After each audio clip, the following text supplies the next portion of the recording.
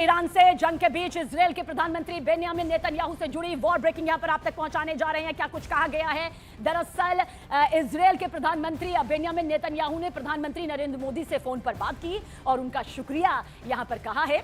Netanyahu ने कहा कि उनके पक्के दोस्त से ये बातचीत हुई है और उन्होंने अपने साथ खड़े रहने के लिए प्रधानमंत्री नरेंद्र मोदी को धन्यवाद दिया। वहीं प्रधानमंत्री मोदी ने पश्चिम एशिया के तनावपूर्ण हालात पर जॉर्डन, बहरीन के किंग और सऊदी क्राउन प्रिंस से फोन पर बातचीत भी की और वहां के तनाव पर चर्चा की गई है। तो प्रधानमंत्री नरेंद्र मोदी का यहां पर बेन्यामिन नेतन्याहू के जरिए शुक्रिया किया गया है। हालांकि भारत सरकार की भी पूरी नजर इस वक्त इस पूरे हालात पर है। Standing with Israel, standing for the truth, and for the enormous friendship of the people of India. They are much admired and loved in Israel. I spoke to our great friend, Prime Minister Narendra Modi. Spoke to him at length yesterday. Thanked him for his standing with Israel, standing for the truth, and for the enormous friendship of the people of India. They are much admired and loved in Israel. और पश्चिम Asia में छिड़ी जंग अब एक बेहद हैरान करने वाले मोड़ पर सामने आ गई है। ईरान के आसमान में देखिए जारी हवाई हमलों में इस बार महिला पायलट्स ने कमान संभाली है। ऑपरेशन रोरिंग लायन के तहत करीब 30 महिला एयर क्रू मेंबर्स ने सीधे हमलों में हिस्सा लिया। इनमें जाबाज महिला पायलट और नेविगेटर्स शामिल हैं जो ईरान के ऊपर आसमान में देखिए कैसे मोर्चा संभालती हुई आपको नजर भी आ रही होंगी।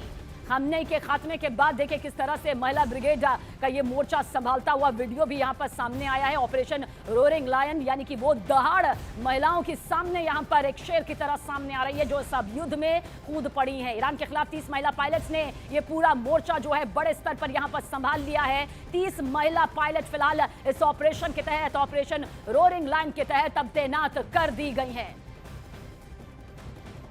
तो इन्हीं तमाम तस्वीरों के बीच में एक और बड़ी वॉर ब्रेकिंग आप तक पहुंचा देते हैं फटाफट। ये वॉर ब्रेकिंग जो कि कतर से है। कतर ने ईरान की तरफ से आ रहे 2 और मिसाइलों को यहां पर गिरा दिया है। वॉर ब्रेकिंग इस वक्त आपके सामने। कतर ने ईरान के 2 फाइटर जेट यहां पर ढेर कर दिए हैं और इसके साथ 5 ड्रोन भी निस्तेनाबूद कर दिए गए, गिरा दिए गए।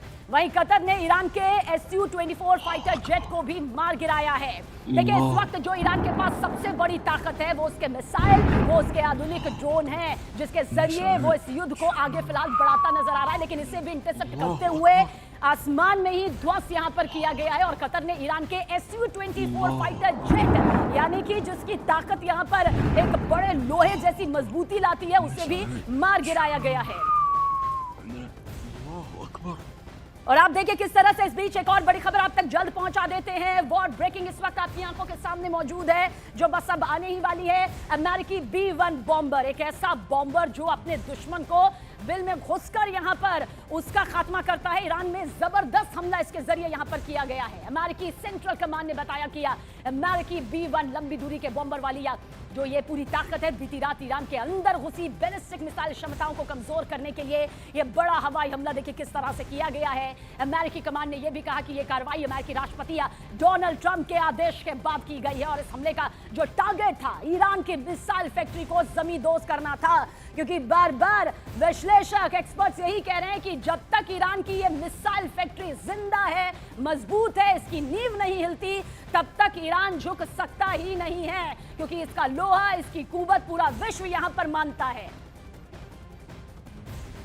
और अमेरिकी B-1 बॉम्बर के जरिए देखिए ईरान में जो जबरदस्त हंगामा यहां पर हुआ है और जबरदस्त जो ये भयानक तस्वीरें सामने आई। और इस बीच देखिए इजरायल की तरफ से ईरान के नुकसान को लेकर एक बड़ा दावा यहां पर किया गया है। वो बड़ा दावा क्या है आपको ये भी बता देते हैं। दावे के मुताबिक ईरान पर जो हमले किए गए हैं उनमें 2500 से ज्यादा बम गिराए गए हैं। ये बम वर्षा 2500 से ज्यादा हुई है। ईरान में 600 साइट्स ध्वस्त कर दिए गए हैं। देखिए पूरी इंफॉर्मेशन। ईरान के 150 से ज्यादा बैलिस्टिक मिसाइलें तबाह कर दी गई हैं। वही बैलिस्टिक मिसाइलें जिसके दम पर ईरान आगे बढ़ रहा है और 200 एयर डिफेंस सिस्टम को भी तबाह कर दिया गया। और यही नहीं, अमेरिका इजरायल की चपेट में ईरान के 131 शहर जो हैं वो इस वक्त आ चुके हैं।